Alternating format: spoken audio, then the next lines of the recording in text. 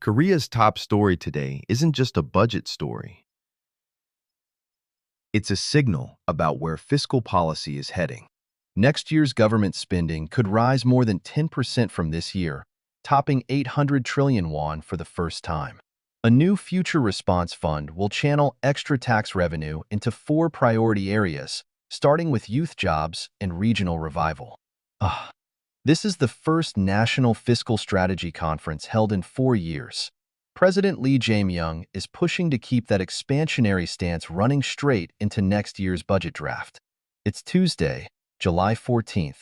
Let's get into one of Korea's top economic stories today. The government convened its National Fiscal Strategy Conference for the first time in 4 years. Officials cited slowing tax revenue and hollowing out regional economies as reasons to rethink Korea's spending limits. President Lee told the conference that the expansionary line needs to carry through into next year's budget drafting. Here's what the numbers show. Total government spending next year could climb more than 10% above this year's original budget, reaching a record high above 800 trillion won, roughly $533 billion at current exchange rates. The government held its National Fiscal Strategy Conference for the first time in 4 years. The new Future Response Fund draws on additional tax revenue to fund four priority sectors, led by youth employment and regional development, starting with next year's budget.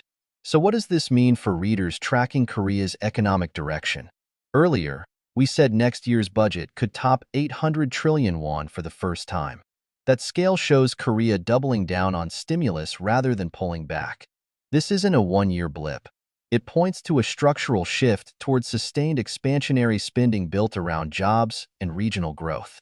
For outside observers, that stance will shape debates over growth and debt well past this budget cycle. That's today's AI PRISM, Front Page Daily. This episode was produced with AI assistance based on Seoul Economic Daily reporting and reviewed by a human editor. AI PRISM is a WAN-IFRA award-winning series. We'll be back tomorrow.